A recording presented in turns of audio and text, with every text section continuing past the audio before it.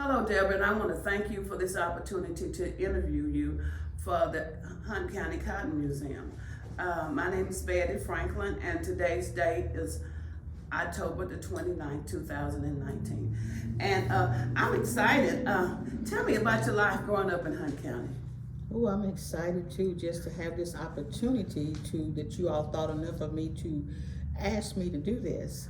I grew up in Greenville, been in Greenville all my life. Mm-hmm. I am the oldest of 10 siblings, Mm-hmm. and we all lived in the same neighborhood. We lived in what we call, it was the flats, Mm-hmm. down on Marsh Street. And we lived in a 2-story house, and we lived next door to the Church of Christ that's now located on Bodog Street. And there were numerous houses in that neighborhood. We all just grew up together. We all played together. We were back and forth across the street. There was a man that lived across the street from us that had the biggest vegetable garden, and he would supply all of the families on that street with vegetables. And but we grew up with Wesley Chapel was where we went, and it was down on Marsh Street where the overpass is now. Mm-hmm. And we would play outside, and we had sidewalks. We played hopscotch. We just had a good time.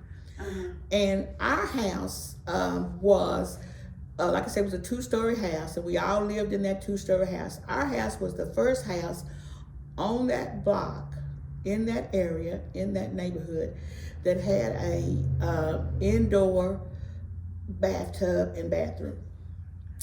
We thought we were really something when we got that bathtub that had those claw feet. Mm-hmm. And we had a bathroom, and we didn't have to take a bath in the number 2 tubs anymore.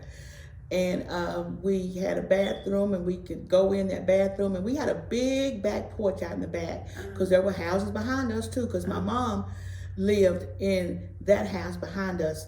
I lived with my grandmother who raised me. Mm-hmm. But we were all together. We'd all come in and eat together. We had this big back porch, and we had chickens in our backyard and everything. And then upstairs, we had bedrooms upstairs, and we had a big back porch upstairs.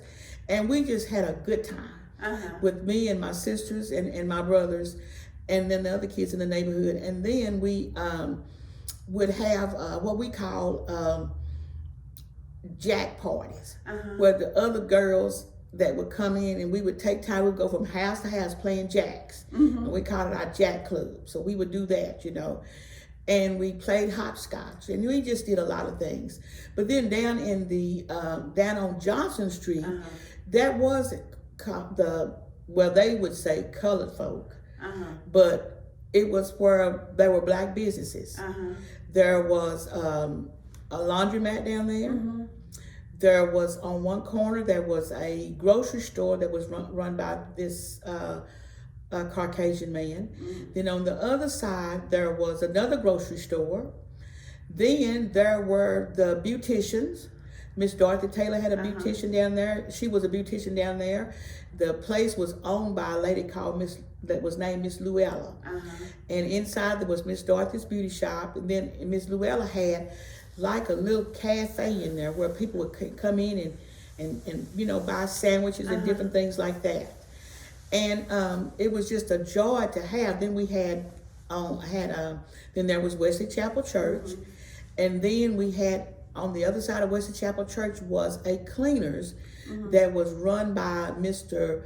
Claiborne Flinoy, and he did that was that. Then across the street from him is where Dewey Fitzpatrick and his family stayed, and then Riley Foster had a service station there where my dad worked at that service station. It was a full service station. When you drove up there, you got everything done. And next to the service station was where Dewey Fitzpatrick lived. And then on the other side of where he lived was the spare rib. Okay. And then next to the spare rib, then there was another barbershop. Mr. John L. Lemesey ran it. John L. Lemison. Lemesey. Okay. Okay. Then there was the railroad track. So you step across the railroad track, you were in what they called the flats. So there were businesses down there. There was a cab stand down there. There was another barber shop. Well, that was on the other side, but there was the cab stand where that Mr. His name was Daniels. He ran the cab station, the cab. Then he was also, he was a black policeman. Okay. So, and then you had that, and then across the street on the other side, there was another beauty shop there that Miss, I remember her name was Faye. She lived in Commerce, and she was down there, and then she finally moved up where Miss Dorothy was. And then we had what we call the glass front. It was a cafe. It was a cafe down there, and it had a big glass. It was, the front of it was just glass. You could see in it. But then there also, Clarence Neal was another barber, and he had a barber shop in there. And then you went on up a little ways up there. There was what they call there was a cafe, another cafe, a cafe and a well, they sold food in there too, because my mom worked there. And it was just all up and down that street were black owned businesses. Those people owned their own businesses, didn't have to depend on anybody because they were in the neighborhoods and they kept us supplied, you know. And then behind there was the ice house where you could get ice, go buy ice. And that was something when we would be able to, when they tell you to go down to the ice house and get a block of ice. And you get that block of ice, and then they would tie string around it, and we had a stick. And it'd take two of us to go get it. And you'd walk with the ice back up, you know, coming back home with the ice. And then we girls would take those strings and take it, and we would wet it. And we would make our doll. We'd take the Coca-Cola bottle, the old-fashioned Coca-Cola bottles, and we would take that string and put it off in that bottle, hit that top, and put that top back on there, and untwist it. And that was our doll hair.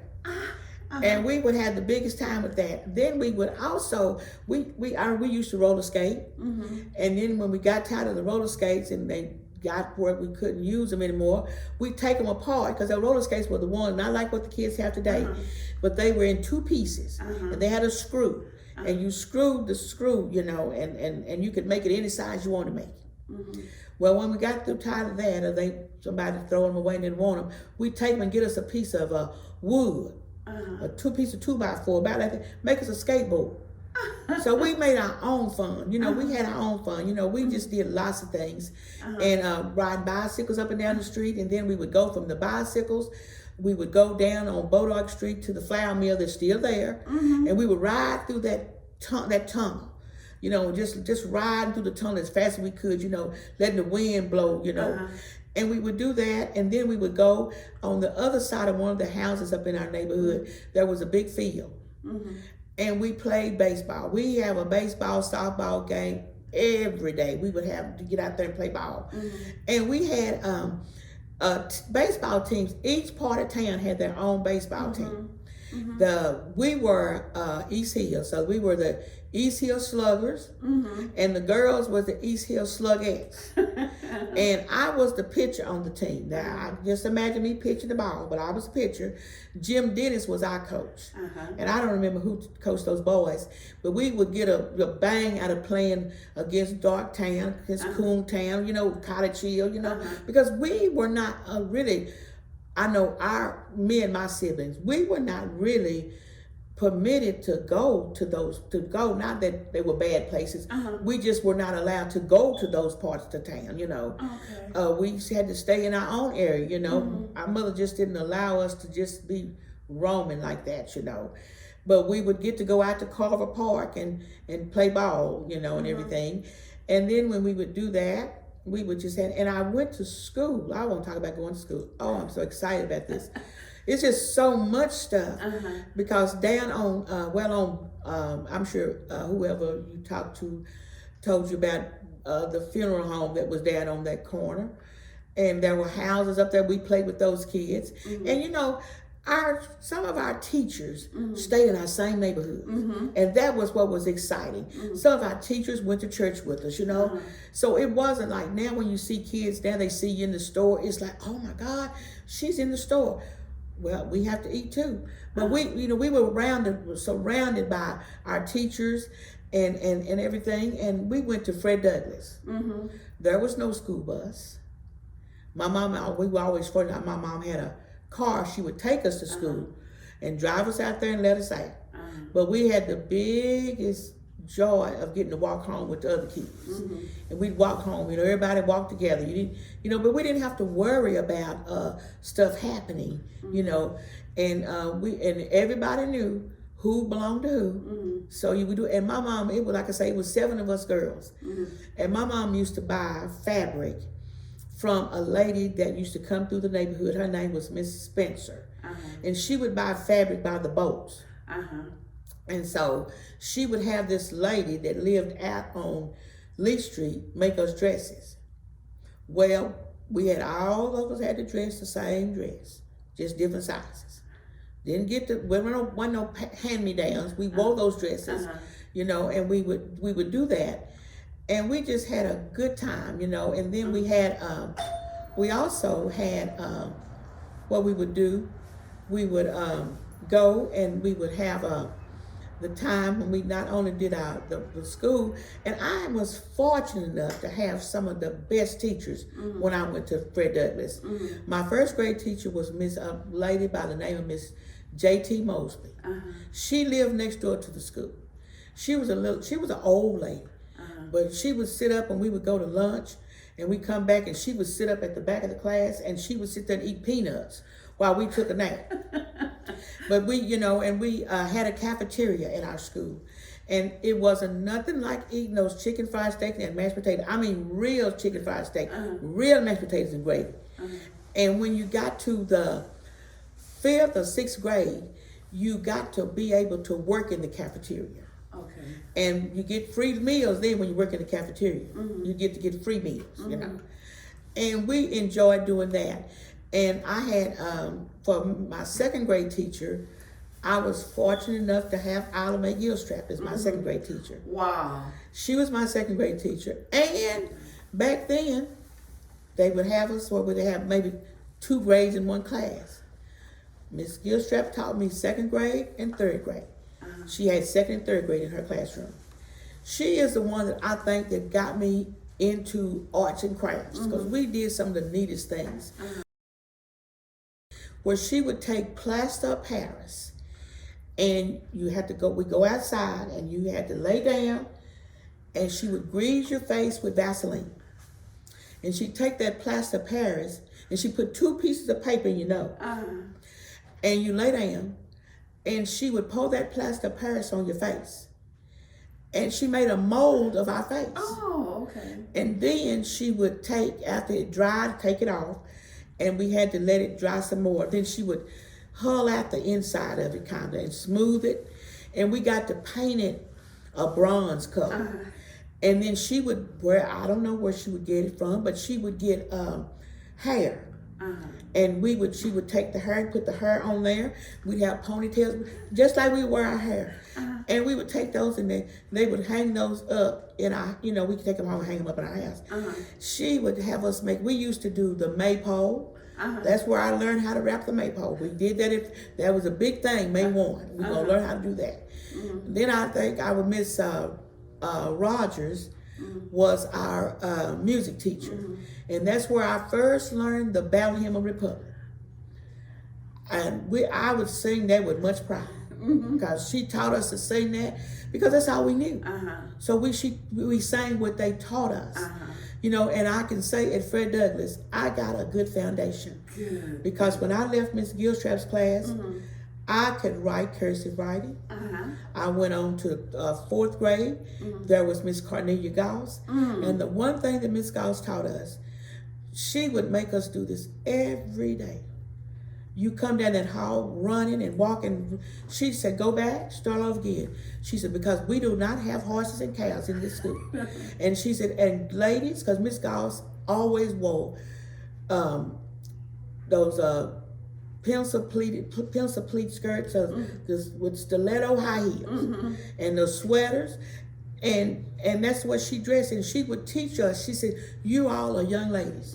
You're not finna walk down here clunky. You're going to walk like ladies walk. and had us sitting in the classroom with our legs crossed, doing our work and everything. She taught us again. She carried on the cursive writing. Then I went to 5th grade. I had Mr. Philip Caldwell was my 5th grade teacher. Again, carrying on the same stuff.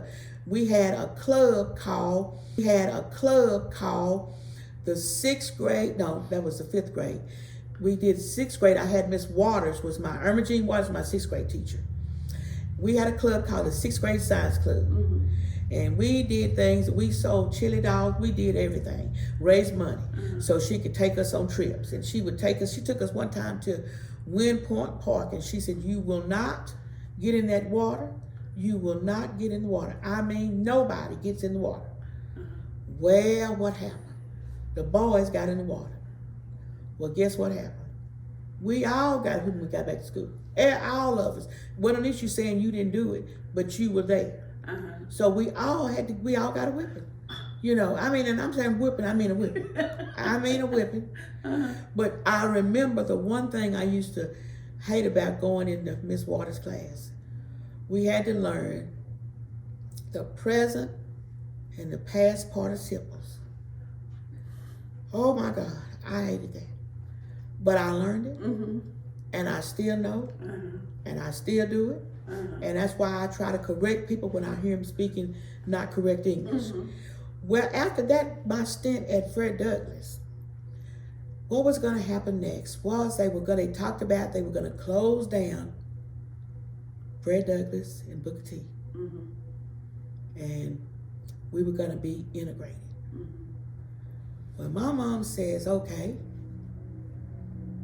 this is what they say we're going to do, and that's what we're going to do. I was one of 3 young ladies that went to the Greenville Junior High School, which was located where the GUS building is located. Big red 2-story building. And all the kids there was us 3 little dots. But we were there. We didn't have any African American teachers. So we had to learn another way of doing. But it wasn't hard because we actually were taught stuff. Then the next year is when they closed Carver down. So my 8th grade classmates had to come over there. Well, they had to get used to it, so that kind of made it a little hard on us that were there that already had learned the ropes, you know. But we had a good year, and then we all ended up going to Greenville High School over here on Texas Street, where I went to high school, graduated in 1971, and at that time, my graduating class was the largest class in the history of Greenville High School. Wow. And we had to wear, for graduation, we had to wear white dresses and white shoes. So you knew that you had to get your white dress, white shoe. That was your graduation thing. Because we had lots of different activities that we were expected to go to. And so when we were not in cap and gown, we were in the white dress and the white shoes. And then we graduated. We had our baccalaureate service up at everything we did was at the municipal auditorium. So we had our baccalaureate service there. Then when commencement time came, and my name was Thompson, and sitting in that auditorium, that was just too long, my God. So I pulled out my shoe, one of my shoes. So by the time they got to Thompson, who was holding up the line trying to get a shoe on was me. So when I went across the stage, I went across there limping because I didn't have the shoe on. Well, I won't limp again because when I got home, didn't get to go to the activities that they were having because I was not doing what I was supposed to do. Not appropriate. So my mother said I couldn't go. Now, you done went to school all this time, knew they were having a big party. Everybody wanted to go to the party. But not me. I didn't get to go because I was walking across the stage limping. And it wasn't no need me telling her that I took my shoe off and my foot swelled. I couldn't get my shoe on because you shouldn't have taken your shoe off. So that was what happened, my schooling in Greenville. And you said teachers. I just can't name one teacher because all of those teachers that I had at Fred Douglass were very instrumental in who I am today. When I went to high school, I had Myrna Gilstrap was my business education teacher. And I had another lady by the name of Corrine Ellison. She was a Caucasian lady. Mm-hmm. She was my shorthand teacher. Mm-hmm. You had to take shorthand. Mm-hmm. Now I can do a loop here every now and then now, but you had to take that, and you had to take bookkeeping. And my bookkeeping teacher was Mr. Kirby. I remember those because the rooms were next door to each other. And my heart is kind of full because my government and economics teacher, they found her dead yesterday, Sue Shanks. And her daughter is my boss. And that just really, did something to me when I got that text message. But when I look at the schooling, all of my teachers that I had were instrumental in my upbringing and me being who I am today. Opal Hill was my English teacher. I'll never forget. She's on the second hall upstairs down on Texas Street. I mean, she taught us what it was we needed to be taught. And I did forget to tell you this because you said I was a drill team. Yeah. I was in the drill team at Fred Douglass too. I was at Fred Douglass hit out there. And we wore black felt skirts with white sweatshirts and tennis shoes. Mrs. Gilstrap was our director, Isla Mae. Okay. Okay. So, like I say, I can't just say one teacher. Okay. All of them were very instrumental in my well-being, in my me having and knowing the things that I know now. And I cherish the foundation that I got while I was at Fred Douglass. But then as I got older and went to the high school, I met some other teachers that was instrumental in my teaching. So I just thank God for all that I received, all of my teachings and all the stuff that I received. Then when I went to East Texas State University, going to college, I said I wasn't going, but I went. And got over there, and lo and behold, guess who my business teacher was? Myrna Gilstrap. What were my chances of having her in high school and then having her in college? And it just picked up, and I was just overwhelmed by that she still was the same teacher then that she was when I had her in high school. And she taught me how to use a lot of different business machines and how to be a secretary, because my first job in high school was at the post office. The post office was located, I guess you say everything you did was in the same place. But the post office was located up at where the landmark is. Okay. That was our post office. Okay. And I worked up there. That's when I learned that we had places called Tom Bean, White Right. I learned all that because I was the one that would have to peel off the labels and using my typing skills and type new labels and put new labels on the things. And I learned about those little towns. I never knew those things because we didn't go nowhere. So, but it was interesting. I worked for Cedar Manpower with Mr. Cleveland Williams, was the overseer of that at the time. And that was what I did. But like I say, when I went to college and then I come from over there, and I just decided I want to do something different. So I did. While I was working, going to school over there, I was working at Greenville Nursing Home in the office out there. So I did a lot of things. I met a lot of people, and I wouldn't take anything for my learning and the things that I was blessed to have. I wouldn't take anything for it because I thank God that I was able to be touched by those people to enable me to know the things and be able to do the things that I do. Thank you. I noticed you talk about your experience. My next question is, I didn't hear any resentment or hostility towards integration. A lot of people say integration, it was hard on my self-esteem, but I didn't hear that. I heard a lot of positive things. It wasn't. I saw it and I still see it now as a step up You know, I'm not saying that what I got at Fred Douglass wasn't good. It was good. But we were able to branch out, and there were so many more opportunities. And I don't resent that. Okay. I don't resent it not one time. Okay. Because, you know, you have to go full circle. You know, you got to have the good, the bad, and the ugly, you know, to be able to appreciate what you have. And that's what I had, the good, the bad, and the ugly. So I appreciate what we have, what I have now. I mean, you know, I'm just like anybody else. I get irritated at some things, but I don't resent, you know, because, you know, why not get in there and try to make things better? You know, that was the thing. And you mentioned going to college. A lot of children didn't go to college. They used to say, well, the family couldn't afford it. It was different things. Tell me about the support and the emotional support you were able to receive. When I went to college, there were some people over there that, you know, you have people in the community that put you in touch with people. And that's what we need a hand up. Right. You know, and I got that. You know, I got a hand up. No, we were not we thought we were rich. We didn't know we were poor. We didn't know that because we had what all the other kids had, so we didn't feel like we were poor, you know. No, we were picking in hot cotton, a bathroom and a bathtub. Nah, shoot. And I tell you something else we had, Betty, that we thought we were picking in hot cotton. We had a big console television, you know those old televisions, black and white.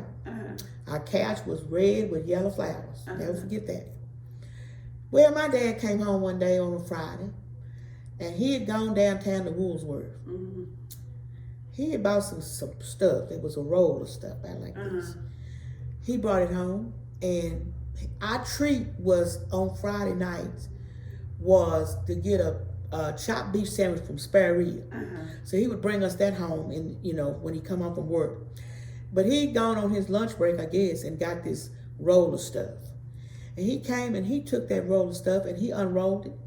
And he taped that on the front of our television. Well, now, we were picking in high cotton because we had color television. Everybody, blue, yellow, green, and red. Everybody's face was the same color, but we had color television. So we didn't want to go outdoors because we want to look at color television. You know, and that was the kind of things that we had that they did for us. You know, so we didn't know that we were poor. We thought we were really, you know, and that was growing up. That was the way they did. We didn't lack for anything. I want to go back for a step back. And because you mentioned you grew up in the flats, you had everything you need there. But did you go downtown, Greenville, any? Yeah, we had to go downtown. We had to go hand in hand. Me and my sisters, we go hand in hand. Don't go no further than Cresses. Don't you go no further than Cresses. I mean no further, because you know somebody gonna tell me if you did. They seen you somewhere else. And we'd have to leave our house and go down Stewart Street. Go down by New Hope Church. Go around, keep straight down, and come out there by the Voters Administration Office. Come out right there. Well, a big white house was sitting there. That was the hot link stand. So we knew we're going to Cresses. But we're not going to spend all our money in Cresses. So we're going to come and get us hot links. May not get but 3, but we're going to get us some hot links. We like going in there. We couldn't stay in there, but we like going there and sitting on them stools, spinning around and ordering our hot links. They take them and wrap them on a piece of white butcher paper, put them in a sack. We come home with the sack gets greasy, you know. But we go to Cresses. And I'm going to tell you what we used to buy. And my mother would just die every time we go. Guess what we get? It was some cologne. I think it might have cost 50 cents, maybe $1. It don't cost no more. It was called Ben Hur. That she said, don't cover that no more. That's the awfully smelling stuff I ever smelled in my life. But that's all we could afford, you know. And when we be somewhere we shouldn't be, because one time we would slip off and go to the Spare Rib. And Mr. Fitzpatrick used to sell what he called BOBs, as barbecue on bones. And you could go down there with 50 cents and get your 50 cents worth of BOBs in a sack, brown sack. And it still had where, still had meat. He didn't get the meat to that bone to the dog. He sold those, and they had meat, still had meat on them. Oh, we decided to go one Friday. My sister said, we'll be all right. So we go down the railroad track and go.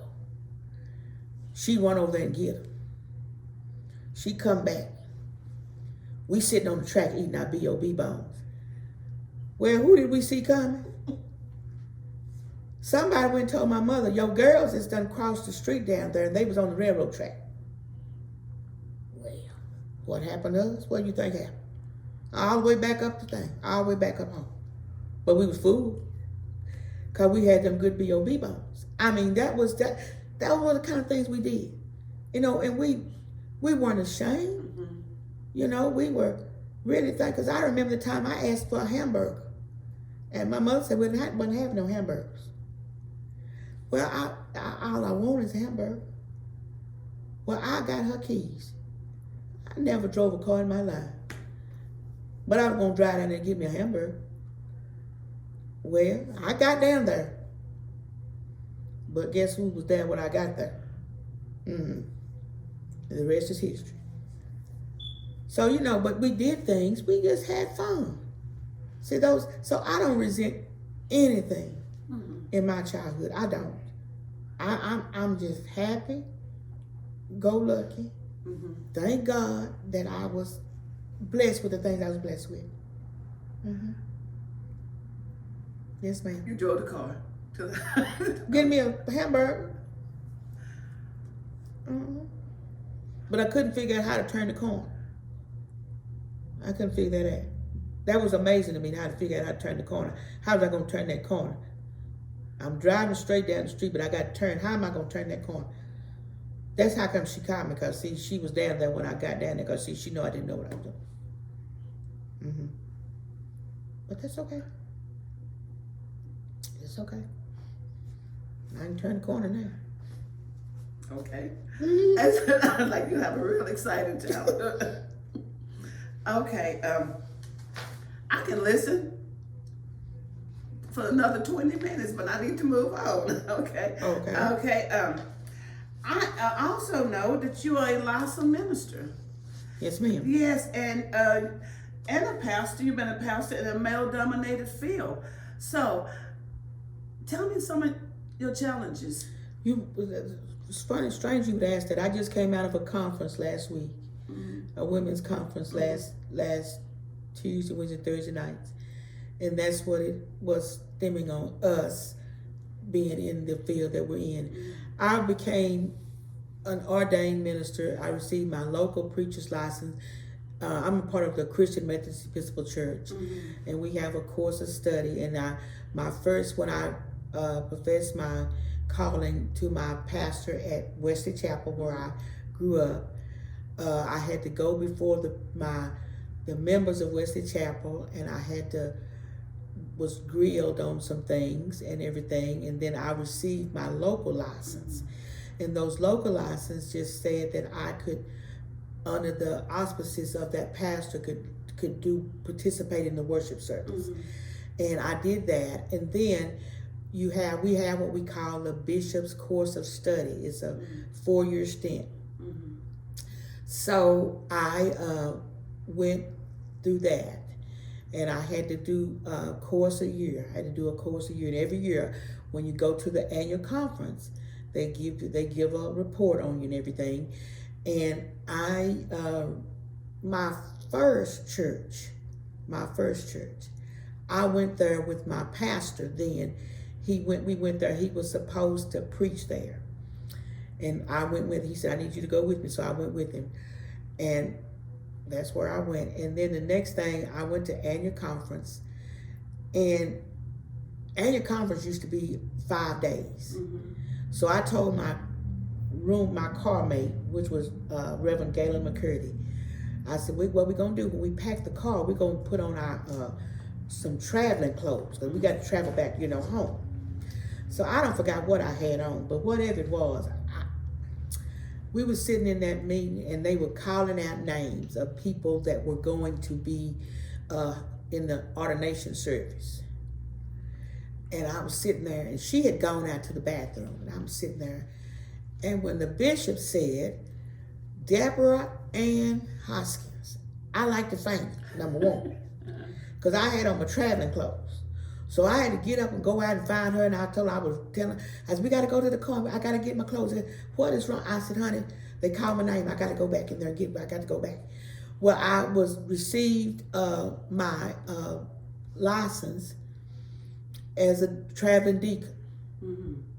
On top of that, I was admitted on trial.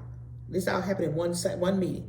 Admitted on trial, ordained a deacon, and received a church all in one meeting. Wow. All in one meeting. Wow. Good report. And I'm thinking, oh my God. I was nervous, oh my God. So I had to go to this church on Sunday. Me? So I went to the church, and it was a church down off, it was in Sulphur Springs, down off of Peerless Road, back off in there. Mm-hmm. And I served those people there for, I guess, about 3 years. Mm-hmm. Then after that, I still had that church, but then I was assigned to the church in Wolf City, Jaeger Chapel, Mm-hmm. which had a lot of history because that was my mom's church that she came out of. My family came out of that church. So I pastored both of those churches. Okay, so then after that, I left the Sulphur Spring Church, and I had the church there in Wolf City. Then they sent me to Pittsburgh, to Myrtle Springs.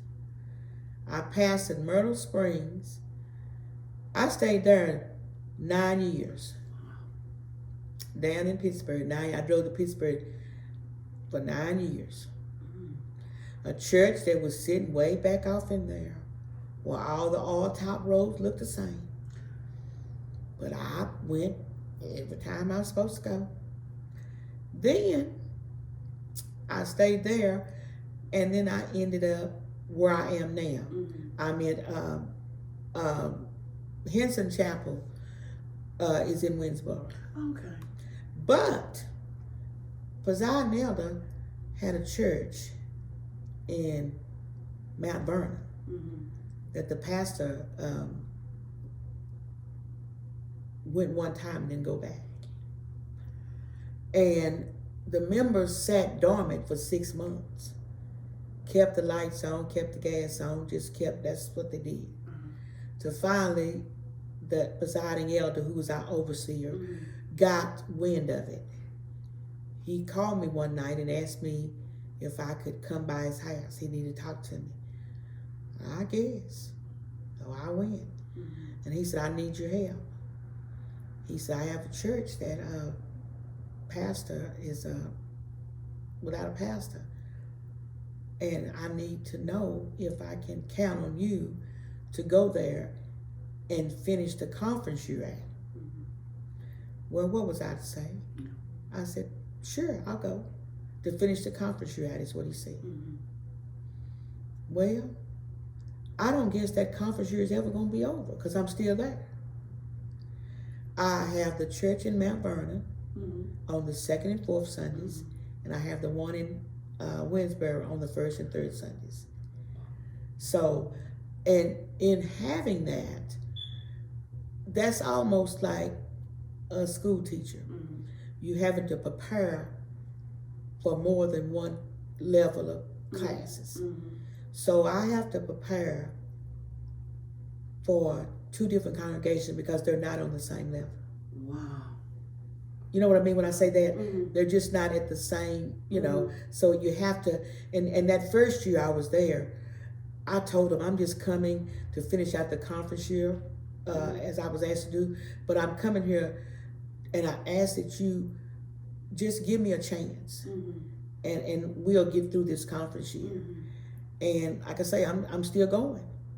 Now, of course, due to COVID, I've not been in the churches, either one of them, since the first Sunday in March. But we meet every pastoral Sunday.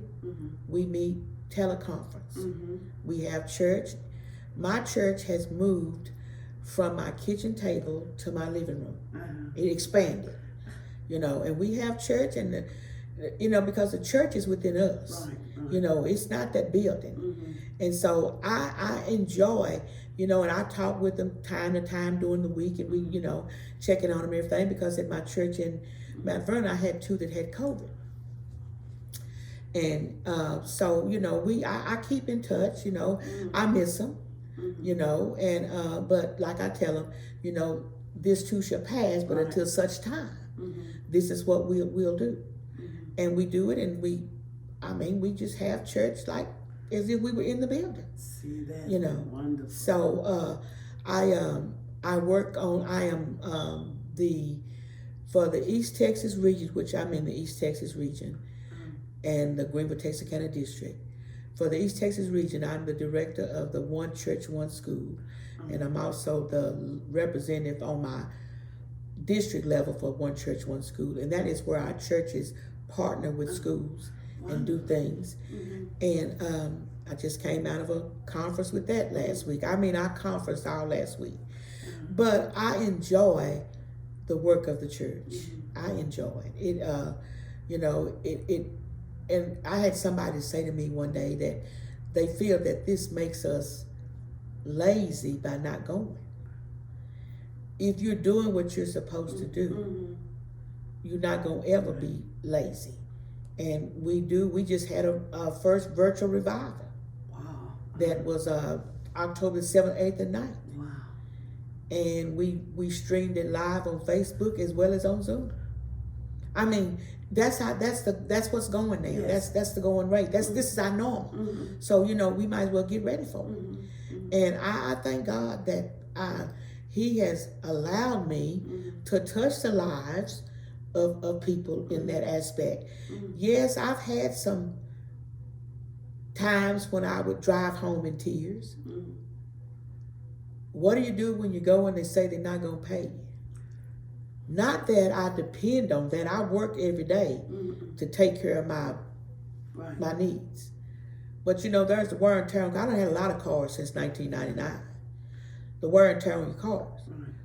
When they tell you they're not going to pay you, when they tell you that, we don't know why you came. Well, I'm sorry, but I'm going to keep coming. But I left there crying. I've cried, and I've had. But what I tell you, the one of the best times that I've had is that 9 years I spent in Pittsburgh. The Baptist preachers didn't treat me any different than they treated each other. They welcomed me with open arms. I was well received. I didn't have that problem. That is good. And in Winsboro, I don't have that problem. I'm received well by them. I preached in a lot of churches down that way. I had a little problem, and I still in Mount Vernon, the Baptist church. One of my members' mother died and had a funeral. Well, the lady called me. She thought it was going to hurt my feelings when she told me, she said, "Pastor, my mother died, and we're going to have the funeral at the Baptist church," which I understood because it would hold them first. I understood that was no problem. She said, "But Pastor, the pastor of the church said that you couldn't preach the service." I said, "No problem. That's no problem." I said, "But the one thing about it is he can't keep me from coming to the funeral." So I went to the funeral, so they had me on the program to pray. I didn't have to go in the pulpit to pray. I prayed right where I was. Went back and sat down in my seat. The funeral, went around, viewed the body, and they asked you to go out. I went out and got in my car. I sit in the car. So this usher comes over there and says, "The pastor want to know if you want to go to the cemetery for the committal." I said, "No, I don't." I said, because if I could not do in there, I can't do it cemetery now. I mean, that might not have been a nice thing to do, but that's the way I felt about it. If I wasn't good enough to do anything in your pulpit in there, I'm not good enough to do anything at the cemetery. And I talked to the family about it, and they understood. Mm-hmm. But that is the only problem that I've had in the ministry, in my tenure in the ministry. That is a blessing. I just don't have no problem. That is, I just, over the years, I've heard ministers say different things, but when I hear you say that I haven't had a problem, what a blessing to hear that. Because women's are the foundation. We are the one who stand. So that's such a blessing. We like I said, I was in a conference last week. That's what it was about. Women in the ministry. I've been to many women's conferences where it's just women preachers. And we all get together and we talk about things that have happened. But when I listen to some of the things that some of the others say, oh my God, I don't think I could manage if I did that, But you have to have tough skin. Yeah, that's going to ask you. And that skin. support system you have, so that's really good. I just want to move a little further. I just have to talk about the famous Greenville flashers. Yeah. Tell me how did you get started? I was a flash mom. Uh-huh. My daughter was a flash when she was in high school, so I was a flash mom. And then her senior year, she was an officer. So the officers' moms are the officers of the organization. And I did that. And she graduated, went on. Oh, that was it. And I said, Lord, I thank you. I don't have to go to a football game no more unless I want to go. I don't have to sit out in the rain anymore unless I want to. I'm just not going nowhere. I'm not doing anything. So I was at home one evening in the summer. Rick Lynch was my principal. And he called me and he said, Miss Anderson, I was Miss Anderson at the time. He says, I need you to come in because I need to talk with you. Okay, I went. He says, it has just been brought to my attention that you are a person that has high standards, and the things that you do, you don't expect anything less out of people. You with the kids, you do good. And the person said they needed a assistant, and they wanted you. And I said, they do? I thought that go my not going to the ball game. But I said, okay. So I started that in 1996. Wow. And I pride myself in that. It's because I remember when I was in high school, there were not very many of us in the Flaming Flashes. And if it were, there were things that they had to do. They had to have long hair. So a lot of us didn't have long hair. So we had to get a file. Go down to Lou's hat shop and get you a file. But I can truly say that when Lori Butler became the director, she afforded a lot of young ladies an opportunity that otherwise wouldn't have been given.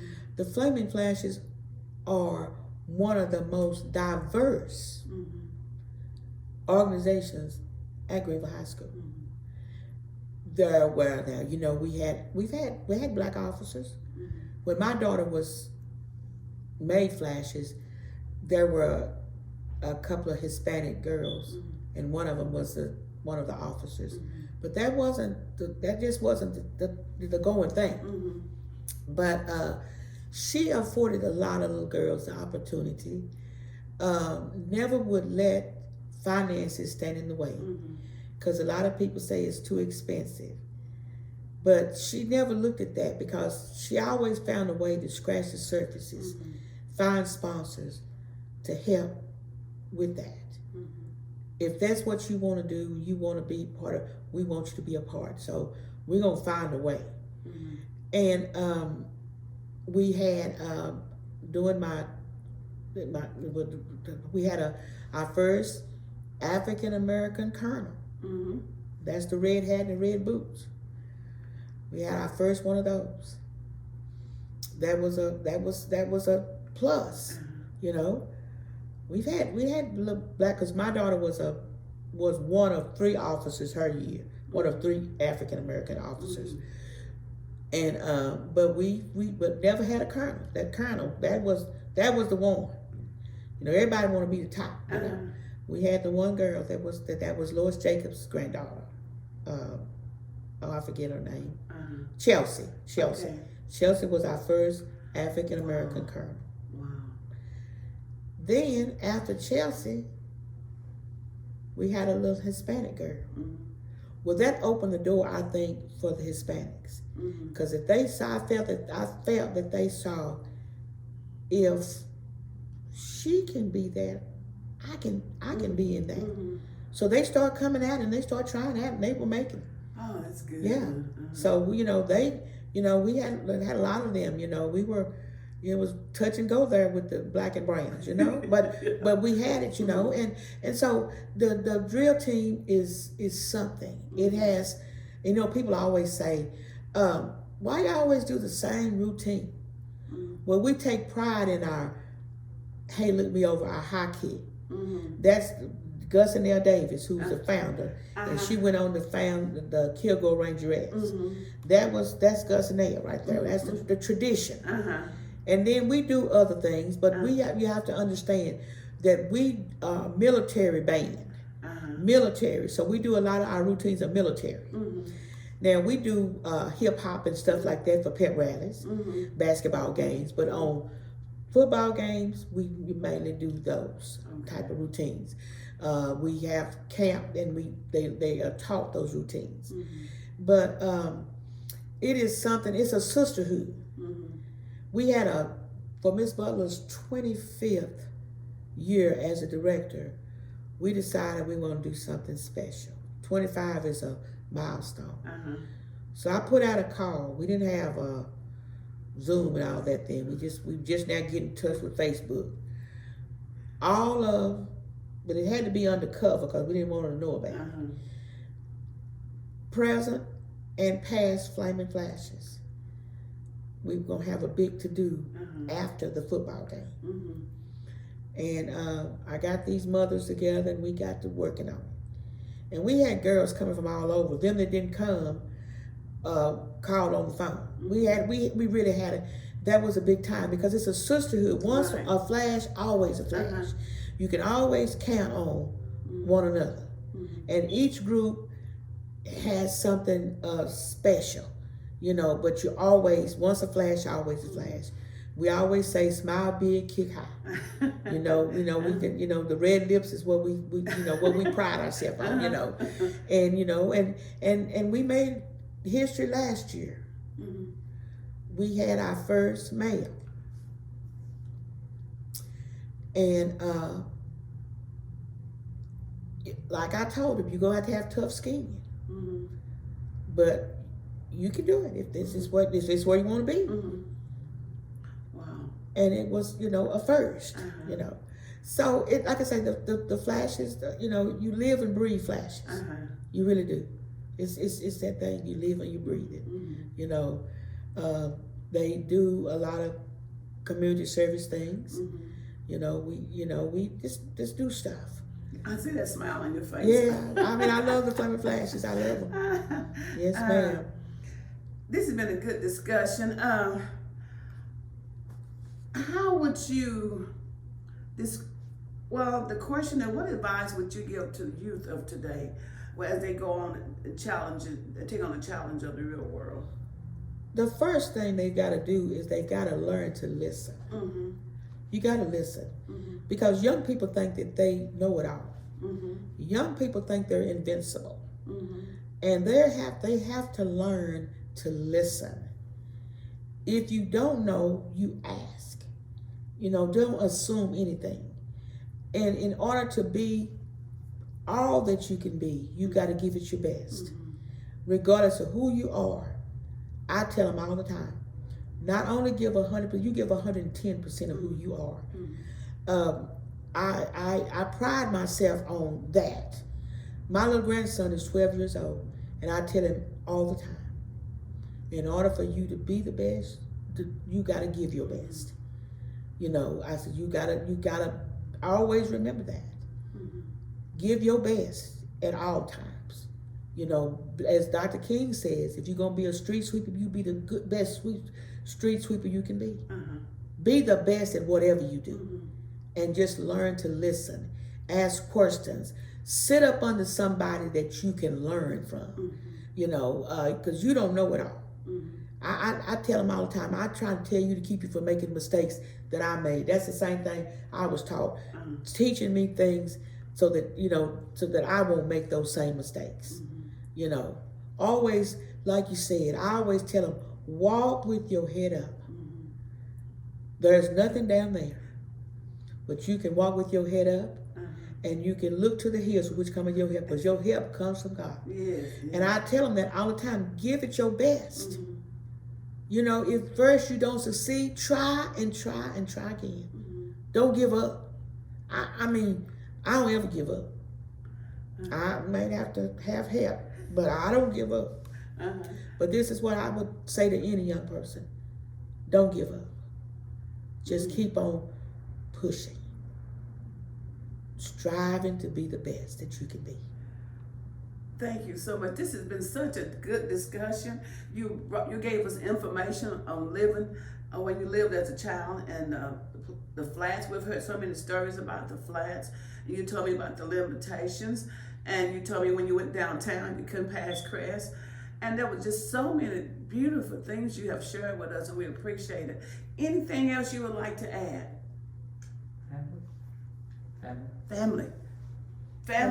Oh. You did not expand on your family. You did tell me it was a family of 10, but tell me about your children. Oh my God. I have one daughter, Veronica Anderson Chancellor, who's married to Coach Courtney Chancellor. He's a coach in the Forney ISD. And I have a grandson who is the apple of my eye. His name is Courtney Chancellor. I have a new little grandson by the name of River. And I have one over there somewhere, Eric. I claim him to his mind too. And we are, as the song said, we are family. My sisters and I, we go, and they always say to me that, you just think you everybody's mom. Well, I always tell them, I look at the big picture of it, and I see the big picture where y'all just looking right there.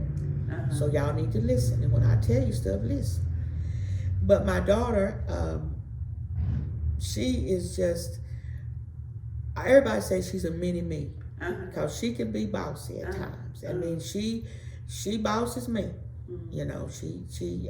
But they take care of me, make sure that I'm all right, and everything. And, and I go with them as much as I can for activities that my grandson is involved in. He's soccer, track. Now he's in the band, 6th grade band. So I'm blessed. I'm really blessed. Yeah, I really am. I'm blessed. You said beyond means, I'm blessed. You were oldest of 10. Yes. And that was a lot of responsibility. Tell me about some of the responsibility you had with the younger children. Well, now I didn't live with my mom. I lived with my grandmother, but my mom lived near my grandmother. So I was not in the house with them all the time, but we knew we were sisters and brothers, and we all played together, and we all did, and we still are together. We laugh about that now, about the times that we had, and they'll say, you probably don't remember that, do you? Yes, I remember, and the things that we used to do, because we did a lot of things together, and we still do. We still get together, but we don't get together as much as we once did, because we're all becoming of that seasoned age where the young ones have taken over. So we don't have to do much now. We just have to just go, as my sister said the other day, whatever they tell us to do, that's what we'll do. And we don't do no more, don't do no less. If they don't want us to do nothing, we don't do. We just go and we see. You know, we don't do anything because the young ones have taken over now, Yes. which is good. That's a good thing.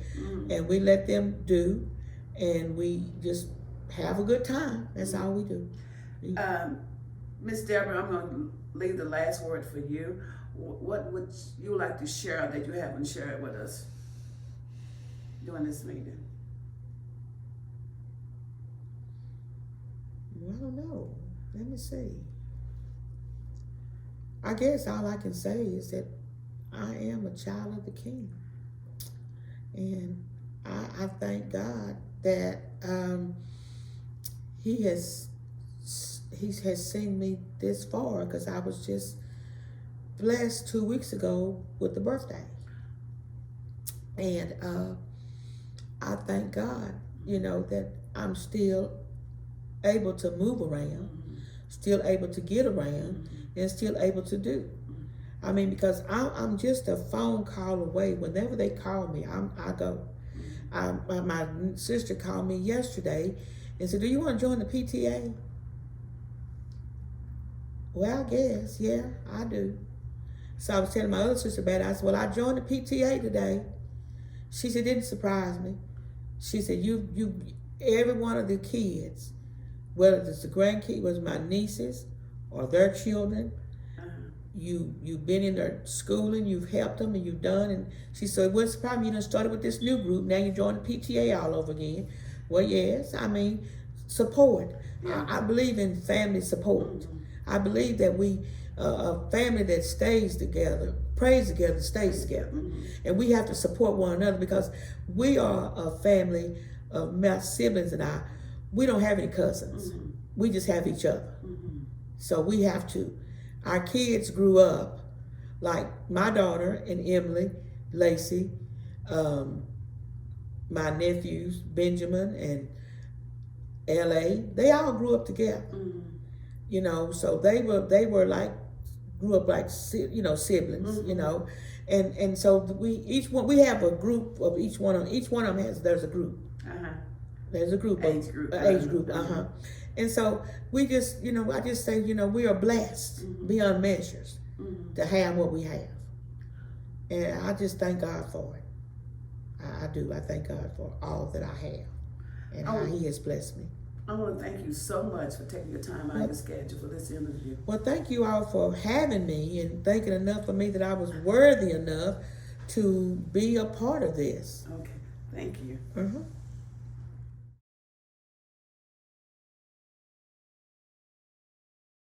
Yes, Miss Deborah, would you please talk a little bit about the story of the slaughter pen? The slaughter pen was down on Hemphill Street. The building is, no, it's not there anymore. But anyway, Mr. Walter Burrell Johnson was the man that ran that. And people would bring their cows and their hogs there for him to kill. And it was not a part of the cow or a part of that pig that you did not eat. He didn't throw nothing away, nothing. And he would feed the people in the community. Just like Mr. Fitzpatrick did. They used their resources in the community. And he used to, I mean, and the things that he just come around bringing it to you. You know, people went over there, you know, fresh sausages, you know, ground sausages, you know, the pork chops and the steaks and all of that stuff, roast, all of that stuff, fresh. Wow. You know, but you had that kind of stuff. But like I say, he didn't throw away nothing. I'm telling you, you ate some all of it. And I'm telling you, ate some all of it. And you know, you didn't have to worry. I mean, and he wouldn't take anything. Now people would go there and buy stuff, but you know, as far as the community, you know, he always took care of the community. So you know, you had a community garden, and then you had an individual that. So you didn't. So you were not. What you know, you just were not. People took care of each other. You know. What year, more or less, was that? The years? The slaughterhouse. Oh boy, I was a young girl in school, in elementary and junior high. So about early mid Early 60s. 60s, Early 60s. Yeah. Because I've heard stories of it. That people, if you were hungry, if you needed something, he looked out. He did. I mean, I could say, I remember eating something that I probably would faint now, but I ate it. It was called, I don't even know what part of the animal it was. That's the thing. But it was called sweetbread. And he bring it to you. And my mama, I remember she would wash it, and she would season it, and she would I think she put mixed flour and meal together, I think, and would fry it. And it would look like, I don't know, but it was kind of like a pinkish looking meat. But it was good. Now, like I say, I don't know what part it was. I wasn't over there when he was kidding it, but, you know. And he would keep us supplied with cracklings. He'd fry them off, and bring you a big old greasy sack of cracklings. You just wasn't nothing you didn't have.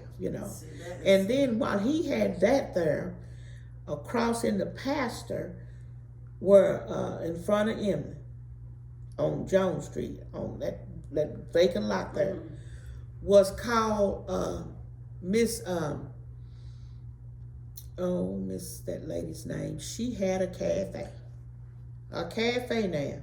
Miss Portly, she had a cafe. And she used to have the sloppy show. We couldn't go, we couldn't come Sloppy off. show. We couldn't come off of Marsh Street to go to it, we couldn't go, but it was down there. And they have, but she had a cafe down there, because we later moved down on Jones Street, off of when they started the overpass. Now that before they started that is when we moved from Marsh Street to Jones Street.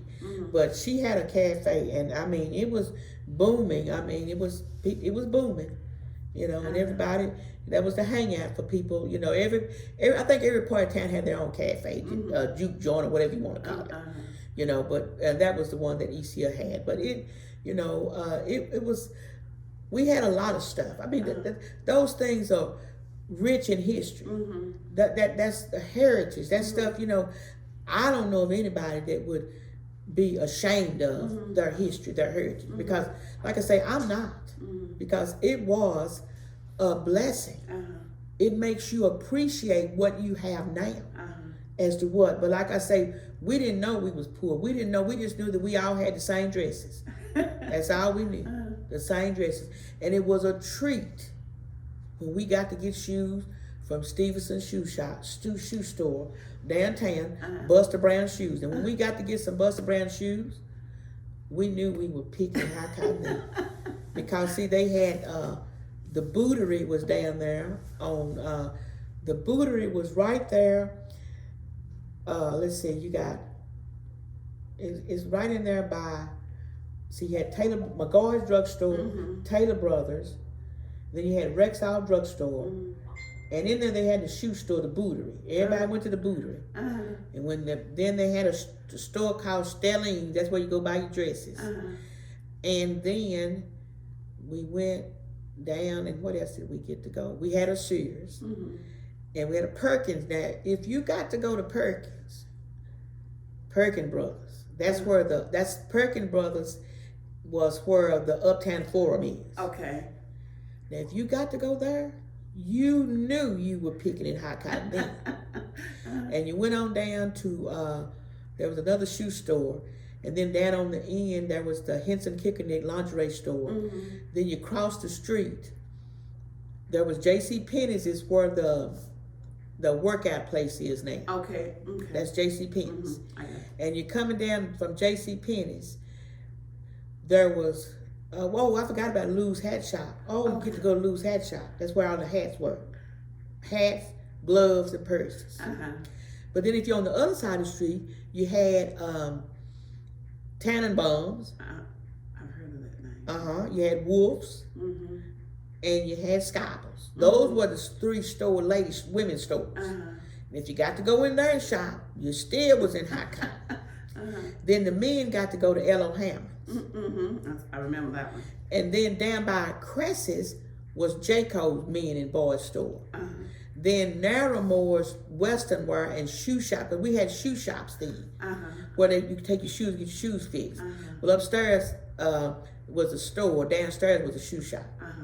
And then what else did we have down there? We had some stuff that we got to go to. Well, you couldn't go. We didn't go to those places unless we would take them. We didn't get to. You didn't. I told you didn't go further than Chris. Okay. But they took us down that way. But when we got shoes from Stevenson Shoes, Buster Brown Shoes, you knew you had a ride then. Yeah, and you had to take care of them. You had to take care of them because you just you know.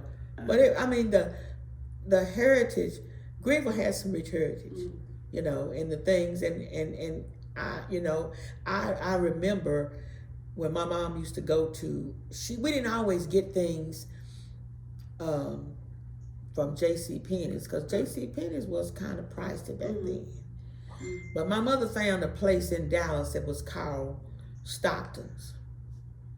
Stockton's was the manufacturer for the clothes that J.C. Penney's carried, Teich's carried, and Sanger Harris carried. So you, on certain days, you could go over there and shop there.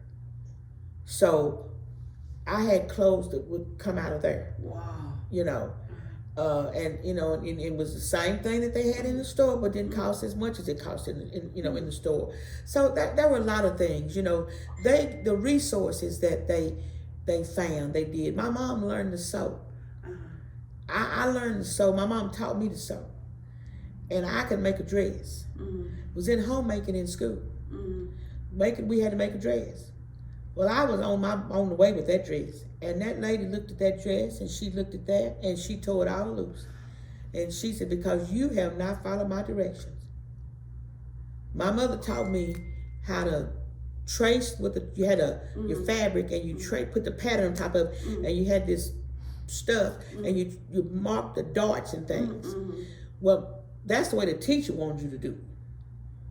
My mother said you cut the notches, and then you fold it, and you put the pins in, and you put your 5/8 inseam in it. So that's why I was sewing ahead of everybody else, because I wasn't doing what they doing.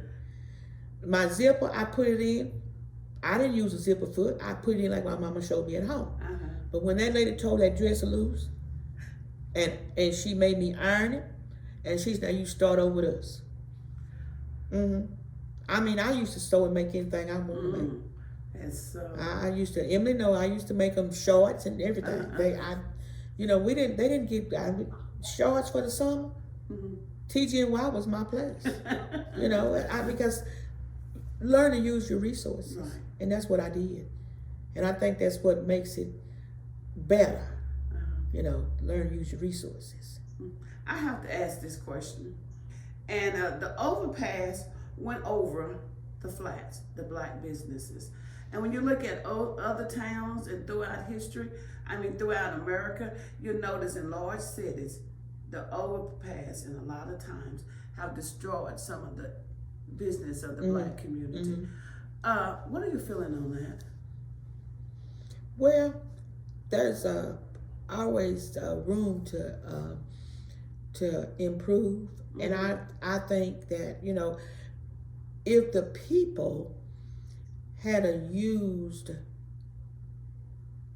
their minds when this was coming, a lot of them held out. A lot of them did hold out, but they finally gave in.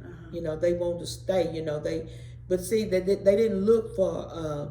Now, Miss Dorothy did when she left Johnson Street. She took her beauty shop and took it home, and then Mr. Lemsey, he just let it go. Clarence Neal, he went somewhere else. He didn't just stop cutting hair. He went somewhere else and started, you know, cutting hair.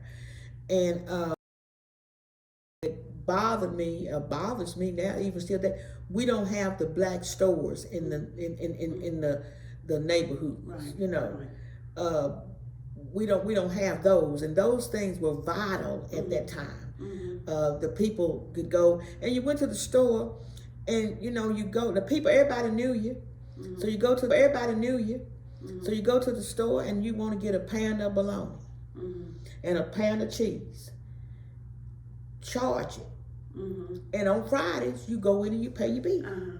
You buy your groceries. See, down where that Church's Chicken, and you come on down where Ramirez's tire shop is. Yes. Okay. See it. Okay. Right over there where that blue store is. Blue building. That was Piggly Wiggly. The building that down here on King Street where I used to work School mysteries. was A&P. Oh, okay. Mhm. Okay. So that was our grocery stores. Then where Vita Keller's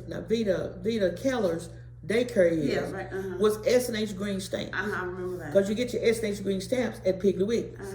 You look in that book and you find all these little things you can get with those stamps. You know, those were the things that we did. We had all those resources, and I just don't think that the people were thinking. You know, they want to buy your ass, so you know. I just feel that if you didn't have anywhere else to go, and then if you took the little what they gave you and didn't, you know, you took it away. You know what I mean? You just didn't make it profitable for you because you took it and you didn't put it somewhere else. Right, reinvest. You know, you didn't do that. Because up on Jones Street used to be Scotty's, where you could buy fabric. You could buy fabric, and you could buy. That's where all our socks came from, our ribbon for our hair, our underwear, because they had different color underwear, cute little cotton underwear and stuff. That's where all that right in the neighborhood. I tell one of my co-workers' husband that I said, I bet you we used to play together. He said, probably so, because they lived on Jones Street. And he and I get to talking about the things here in Greenville, you know, and everything. And, you know, we talk about how, you know, how things were like. And we, you know, you're getting out there playing, you're just playing. Right. Don't make no deal who you playing, we just want to play. You know, the Sabine Valley, to go get that ice cream. You know, it was just, that was just part of it. But we don't have those kinds of things now. Kids can't walk to Brahms. Brahms is too far. It's too far off. You know, they can't walk to the things that we used to do. Big State Drugstore was down on the corner down there on Lee Street. When we went to school at junior high, we loved to go to Big State Drug at lunch. The bell rang, we would take out running to get down there, and they had the food, hamburgers and chili dogs and things in this machine. And you buy them. That's when we first learned how to use a microwave. We just love to go get that stuff. Those were good times, you know.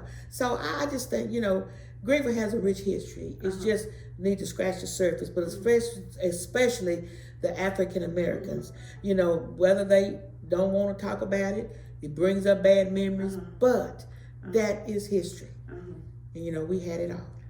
And when you smile when you talked about community, I mean, the little neighborhood. Yeah, I mean, that was it. Because I can remember one thing, we used to play church. And I was the preacher, Betty. I was the preacher. Another young man was the pianist. And my sister's name was the choir. And he would have us, and then he would say, he gonna pray, and he would tell us to look up in the sky, look at the cloud. Don't you see Jesus? You know, it was just so much fun. Every evening, about this time, we would play church. That's what we did. And then I said, look at me now.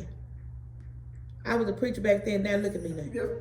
You know, it's just all, you know. Yeah, you're talking about preaching. Tell me about the history of Wesley Chapel Church. Wesley Chapel was one of the oldest churches in Greenville. And I believe, if I'm not mistaken, Wesley Chapel was down on Henry Street, and then they moved to Johnson Street, but they were a branch off of Clark Street. Okay. Ain't that right, Emma? They were branch off of Clark Street. So, and we loved Wesley Chapel. We had an upstairs and downstairs. So it was one of the older church where we had the balcony. Yeah, we didn't have a balcony. We Uh-huh. had upstairs and downstairs, basement. We had a basement. Okay. And that's where we had our Sunday school classes up there, Oh, okay. down there. And then you had the sanctuary and the choir. And we had those old stained glass, expensive stained glass Yeah. windows, you know, and everything. And we had the Daughters of Wesley. That was a group of women that were they were like kind of like Mission, but they called themselves the Daughters of Wesley. Okay. And that was my mom was a part of that. Helen Sanders, Mamie Jones, that's Melvin Hill's mother. Okay. Junie Jones. Shoot, it was a lot of them. They belonged to that organization. Okay. And then we had choir. You know, had the choirs. We had a gospel choir, and then a regular choir. The church was on the move. Wow. We used to Wesley Chapel hosted a lot of church functions for our district and for our region. Uh-huh.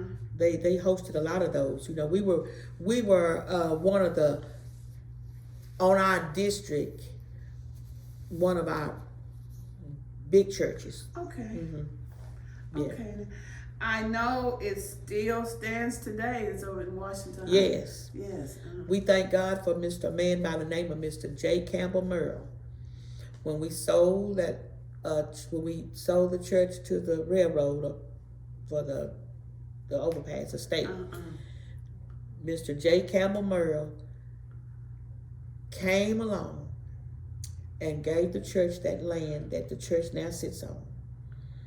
And the only stipulation he said is that when you build that church, that you use it for community functions, and the property that's behind the parking lot, that you not put anything on it other than something to be used for the church. Wow. That was the only stipulations. That's something. So that's how we got to where we are. Well, thank you very much.